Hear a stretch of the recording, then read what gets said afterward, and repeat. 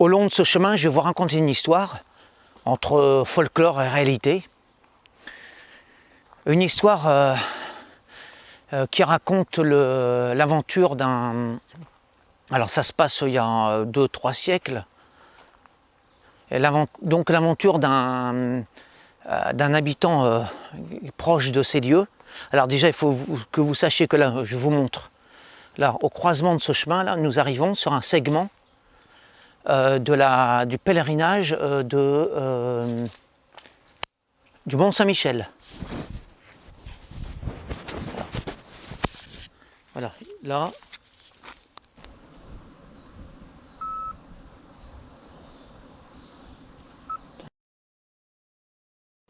Voilà, nous arrivons, vous voyez, avec la preuve ici. Hein. Voilà, donc ce chemin qui date de, en fait, je ne sais pas, hein, bon, en tout cas, il date de au moins 2 siècles. Hein. Voilà, cette histoire se passe sur ce segment-là, ce segment. Et à l'époque, la forêt était beaucoup plus dense, hein, beaucoup plus ample, plus profonde et plus inquiétante aussi, hein, parce que plutôt mal fréquentée et dangereuse à traverser, hein, périlleuse et surtout la nuit. Alors c'était l'histoire, c'est une histoire locale qu'on raconte, hein, d'un habitant des lieux qui avait l'habitude de croiser régulièrement un pèlerin en marche, alors tantôt dans le sens du Mont Saint-Michel ou alors tantôt de l'autre côté, et qui à chaque fois avait l'air égaré, perdu, hein, et qui demandait son chemin. Alors c'était un personnage assez inquiétant, hein, qui est impressionnant aussi, paraît-il, et à qui on n'osait pas poser vraiment des questions, hein, sur sa présence, sur le fait qu'on le voit de manière récurrente, dans un sens ou dans l'autre, toujours sur cette portion de chemin qui mène au pèlerinage du Mont Saint-Michel. Donc cet autochtone, hein, qui avait l'habitude de croiser régulièrement ce voyageur égaré, hein, perdu, ou enfin on pourrait dire une forme un vagabond, ou alors un pèlerin qui vagabondait, qui errait comme ça, et qui était toujours comme un spectre, en fait, comme un fantôme. Vous savez, on dit que les fantômes sont toujours des esprits égarés, des âmes perdues et qui cherchent leur chemin à travers l'obscurité spirituelle. Et à travers l'obscurité spirituelle qui pouvait être symbolisée par alors la forêt, vous savez, des lieux comme ça où on se perd facilement, quoi. Hein.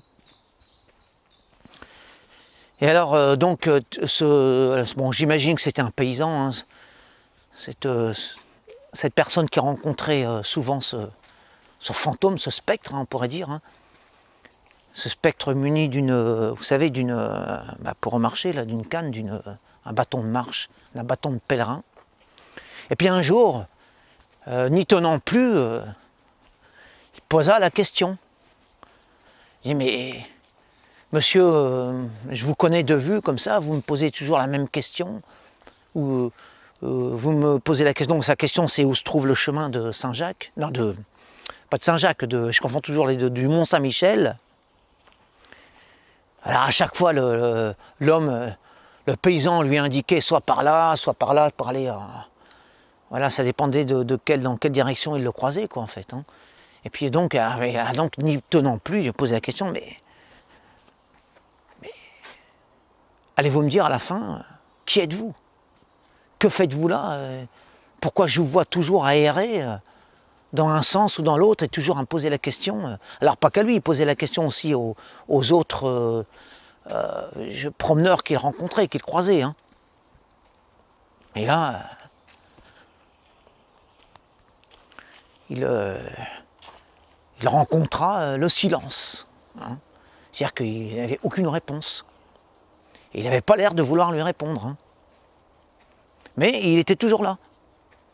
Et alors, n'ayant pas eu de réponse, bon il avait laissé tomber, puis il était parti.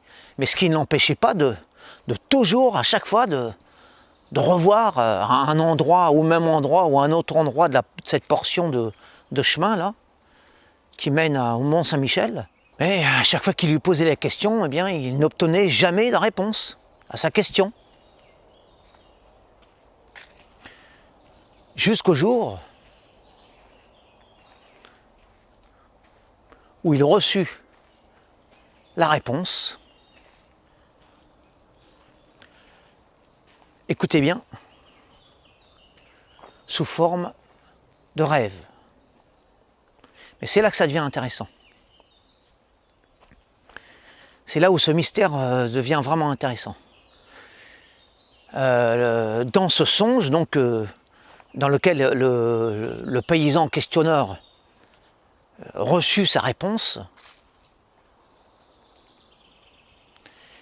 eh bien, donc il obtenu la réponse comme quoi la réponse à sa question, à la question de monsieur, serait dans le songe prochain.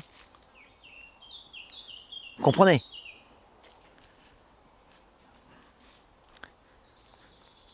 La fois, donc, la nuit suivante, ou je ne sais pas moi, plusieurs nuits après, il refit le même rêve dans lequel il posait la question, et là, il reçut la question pour... Alors là c'est un peu compliqué l'histoire, faut que je la raconte quoi, bien, comme il faut. C'est que tous ceux, comme moi par exemple, ou comme vous, qui voulaient, par exemple, si vous voulez savoir la réponse au sujet de l'identité de cet inconnu d'il y a 2 siècles qui faisait ce trajet là, sur le chemin du Mont Saint-Michel, et donc la question de savoir qui était-il, que faisait-il, pourquoi était-il là, donc cette réponse, que moi je n'ai pas eue encore, que je n'ai pas eue, mais que je vous propose d'expérimenter, eh bien cette réponse se trouve, vous le devinez, dans les rêves que vous ferez après avoir entendu cette présente histoire que je viens de vous raconter. Alors il n'y a pas beaucoup de gens qui connaissent cette légende. En tout cas, cette légende raconte que pour avoir le fin mot de cette histoire, eh bien, il faut la rêver, quoi. Il faut aller chercher la réponse dans vos rêves. À vous, je parle de... C'est dire que ça ne fait pas partie de l'histoire. Cette fois, l'histoire est terminée, elle continuera si vous... Alors, je ne sais pas, moi, ça dépend des aléas des rêves. Hein. Voilà, c'est une histoire. Alors, moi, je n'ai pas la réponse, en fait. La réponse, je n'ai pas la réponse sur la présence de cet étrange personnage cheminant sur ce chemin du Mont Saint-Michel. Alors voilà, à vous de trouver la réponse. Peut-être que je ferai un songe moi aussi, cette nuit ou une autre nuit, qui me donnera cette réponse. Peut-être, qui sait. En tout cas, c'est une belle histoire, que je vous dis que peu de gens la connaissent. Je vous remercie de m'avoir écouté jusqu'au bout. Je vous dis une prochaine fois pour peut-être encore une nouvelle